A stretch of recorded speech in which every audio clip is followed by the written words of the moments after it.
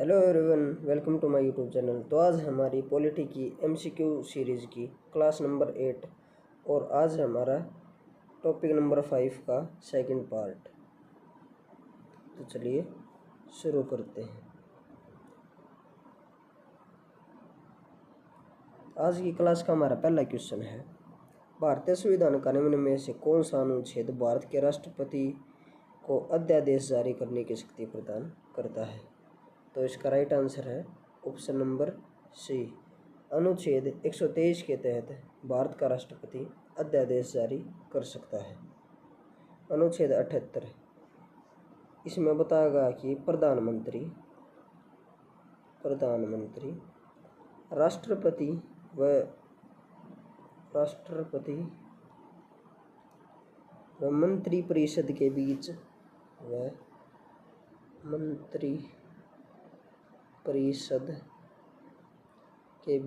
संवाद की मुख्य कड़ी होता है।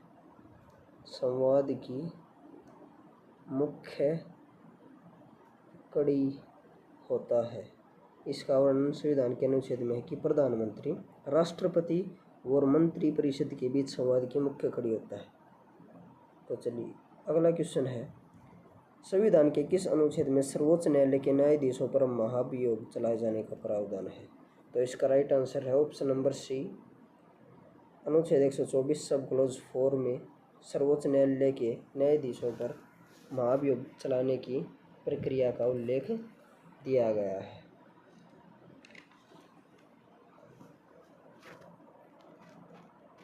इसके बाद अगला क्वेश्चन है, राष्ट्रपति सर्वोच्च न्यायालय से संविधान के किस अनुच्छेद के अंतर्गत परामर्श ले सकता है? यानी कि राष्ट्रपति का सर्वोच्च न्यायालय से परामर्श लेने का अधिकार किस अनुच्छेद में दिया गया है? तो इसका right answer option number D, यानी कि अनुच्छेद 143 के तहत राष्ट्रपति किसी भी सार्वजनिक महत्व के प्रश्न पर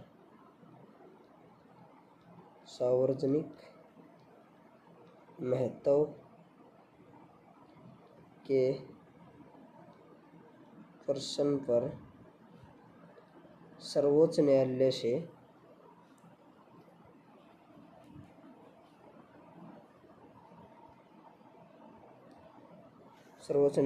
परामर्श ले सकता है, परंतु वह इसे मानने के लिए बाध्य नहीं है। परंतु राष्ट्रपति इस परामर्श को मानने के लिए बाध्य नहीं है।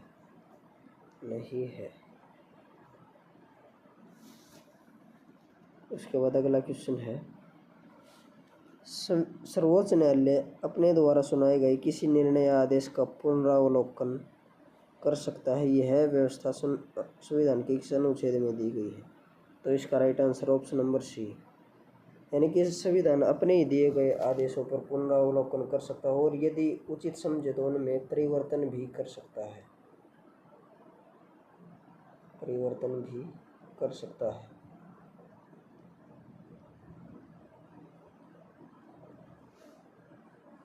इसके बाद अगला क्वेश्चन है, संविधान के निम्न में से किस अनुच्छेद में यह व्यवस्था की गई कि उच्चतम न्यायालय द्वारा विनिश्चित विधि भारत के राज्य क्षेत्र के भीतर सभी न्यायालयों पर आबद्ध कर होगी?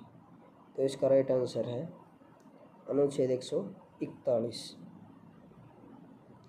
अनुच्छेद 141 में राष्ट्रपति का सर्वोच्च न्यायालय से परामर्श लेने का अधिकार के बारे में वर्णन है। सर्वोच्च न्यायालय से परामर्श। उसके बाद है, भारतीय संविधान में सर्वोच्च न्यायालय तथा उच्च न्यायालय को न्यायिक पुनरावलोकन की शक्ति प्रदान की गई है, जिसका आधार है। तो इसका राइट आंसर है ऑप्शन नंबर बी, अनुच्छेद 32 इस चीज़ का आधार है। उसके बाद है, संविधान के किस अनुच्छेद के अंतर्गत अधीनस्थ न्यायालय या जिला न्यायालय का प्रावधान दिया गया है? तो इसका राइट आंसर है ऑप्शन नंबर बी, अनुच्छेद 233 के तहत अधीनस्थ या जिला न्यायालय का प्रावधान संविधान के अनुच्छेद 233 में दिया गया है। भारतीय संविधान का कौन सा अनुच्छेद संवैधानिक प्रावधानों की संघीय संसद, राज्य विधानपालिका द्वारा बनाए गए नियमों और कानूनों की पर प्राथमिकता प्रदान करता है? तो इसका राइट आंसर है अनुच्छेद 245।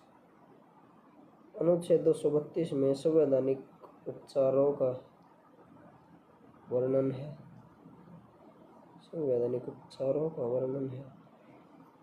इसके अंतर्गत मौलिक अधिकारों की सुरक्षा के लिए 5 प्रकार की रिटें जारी की गई हैं,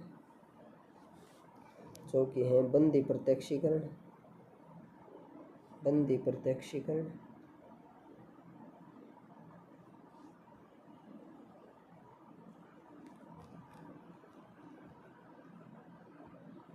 परमादेश,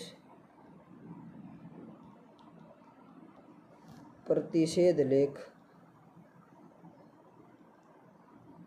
प्रतिषेध लेख, उत्प्रेषण और अधिकार परीक्षा लेख।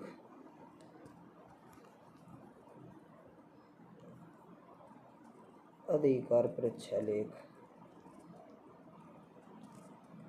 परीक्षा लेख, ये 5 प्रकार की रिटों का वर्णन संविधान के अनुच्छेद 32 में दिया गया है। उसके बाद है किस अनुच्छेद के तहत अवशिष्ट शक्तियाँ केंद्र के पास हैं? तो इसका राइट आंसर अनुच्छेद डी 248, अनुच्छेद 248 के तहत अवशिष्ट शक्तियाँ केंद्र के पास है।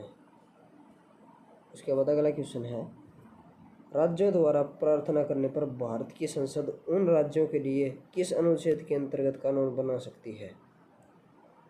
तो इसका राइट आंसर है ऑप्शन नंबर बी, अनुच्छेद 252 के तहत कानून बना सकती है। भारतीय संविधान के अंतर्गत निम्नलिखित में से कौन सा अनुच्छेद संसद को राज्य सूची के विषयों में संबंध में विधि बनाने की शक्ति प्रदान करता है? तो इसका right answer option number D 249 के तहत। उसके बाद अगला क्वेश्चन है भारतीय संविधान का कौन सा अनुच्छेद संसद को अंतर्राष्ट्रीय समझौतों को लागू करने के लिए विधि निर्माण की शक्ति प्रदान करता है? अंतर्राष्ट्रीय समझौतों को लागू करने के लिए विधि यानी कि कानून निर्माण की शक्ति प्रदान करता है। तो इसका राइट आंसर है ऑप्शन नंबर डी, अनुच्छेद 253 के तहत अंतर्राष्ट्रीय समझौतों पर कानून बनाने की शक्ति संविधान संसद को प्रदान करता है। केंद्र राज्य के प्रशासनिक संबंध भारतीय संविधान के किस अनुच्छेद में वर्णित हैं? तो इसका राइट आंसर है ऑप्शन नंबर ए, अनुच्छेद 256 से लेकर 263 तक केंद्र राज्य के प्रशासनिक संबंधों का वर्णन भारत के संविधान में किया गया है। उसके बाद है संविधान के किस अनुच्छेद के अंतर्गत केंद्र सरकार राज्य सरकारों को निर्देश दे सकती है? केंद्र सरकार राज्य सरकारों को निर्देश दे सकती है। तो इसका राइट आंसर है ऑप्शन नंबर ए, अनुच्छेद 256 के तहत केंद्र सरकार राज्य सरकारों को निर्देश दे सकती है। उसके बाद अगला क्वेश्चन है अंतर्राज्यीय परिषद के गठन का प्रावधान संविधान के किस अनुच्छेद के अंतर्गत दिया गया है? अंतर्राज्यीय परिषद के गठन का प्रावधान, तो इसका राइट आंसर है ऑप्शन नंबर सी, अनुच्छेद 263 में अंतर्राज्यीय परिषद के गठन का प्रावधान दिया गया है। उसके बाद है भारतीय संविधान के किस अनुच्छेद के अंतर्गत वित्त आयोग का गठन यानी कि फाइनेंस कमीशन, फाइनेंस कमीशन, वित्त आयोग, तो इसका राइट आंसर है ऑप्शन नंबर बी, अनुच्छेद 280 के तहत फाइनेंस कमीशन यानी कि वित्त आयोग की स्थापना का प्रावधान संविधान के अनुच्छेद में दिया गया है।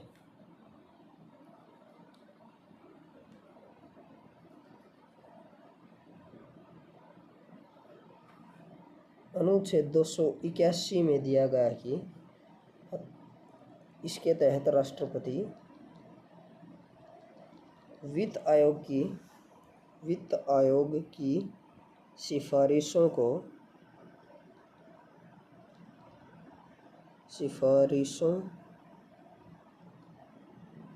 को संसद के प्रत्येक सदन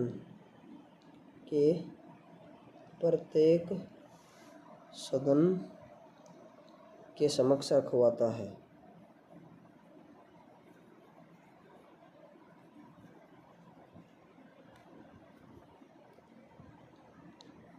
प्रत्येक सदन के समक्ष रखवाता है।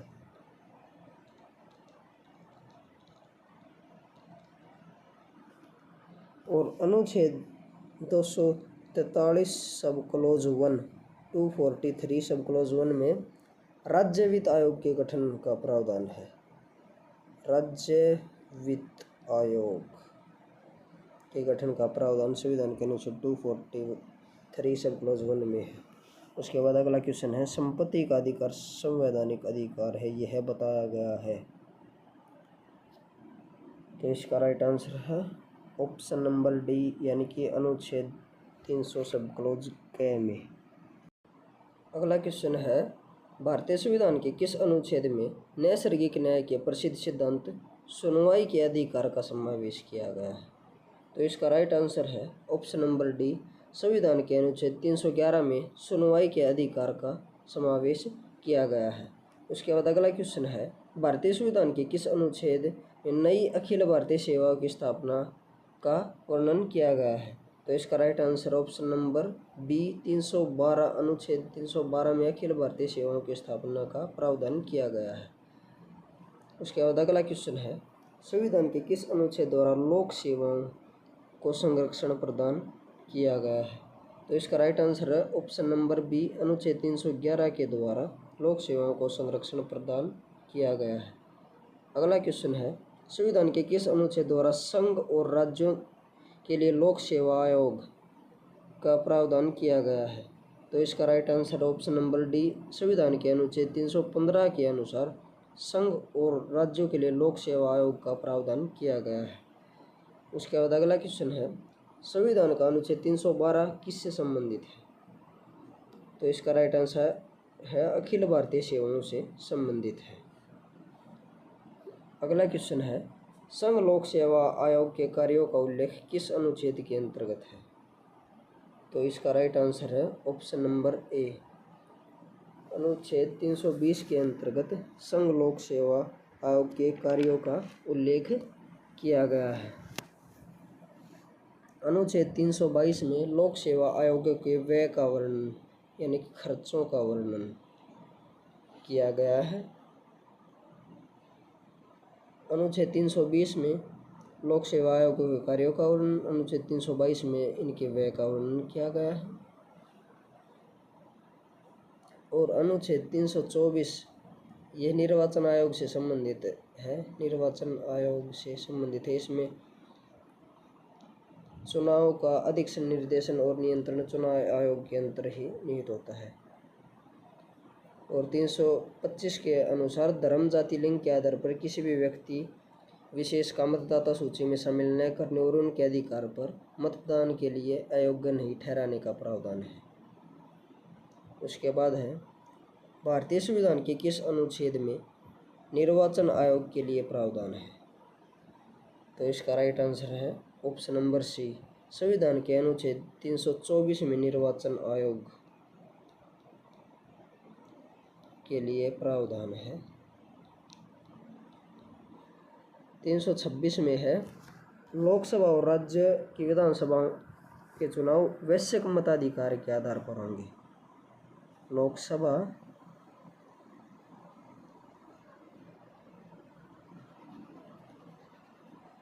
और राज्य की विधानसभा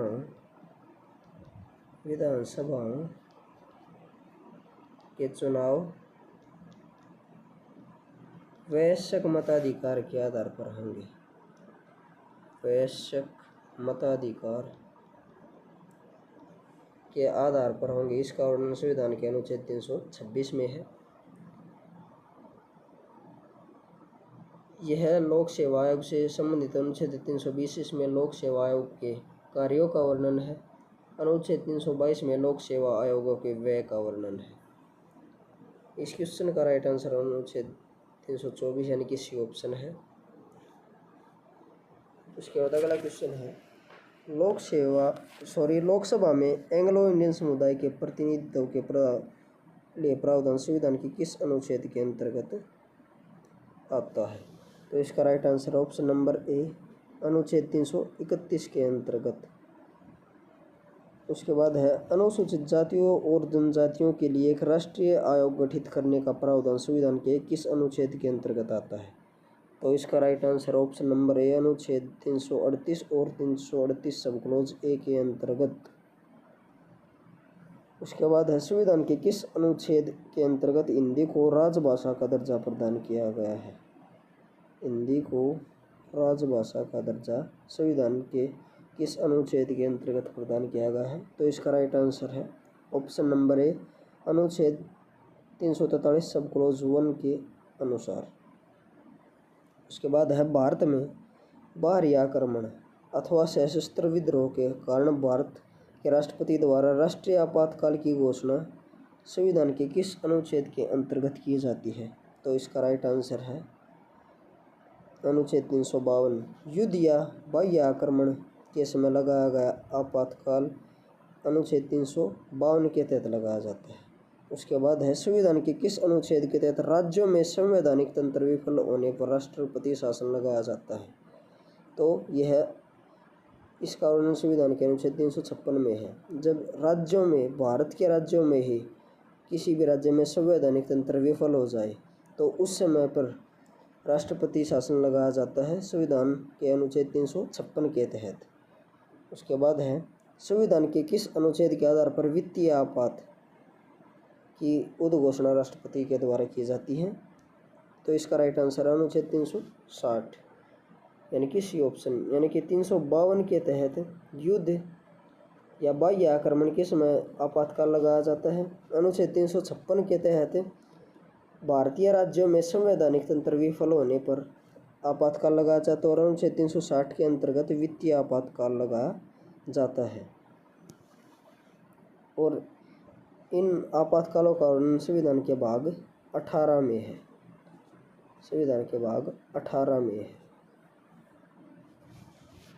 बाकी के बचे हुए क्वेश्चंस को हम अगले पार्ट में करेंगे। अगर आपको वीडियो अच्छी लगी हो तो वीडियो को लाइक एंड शेयर करें तथा चैनल को सब्सक्राइब करें। Thank you.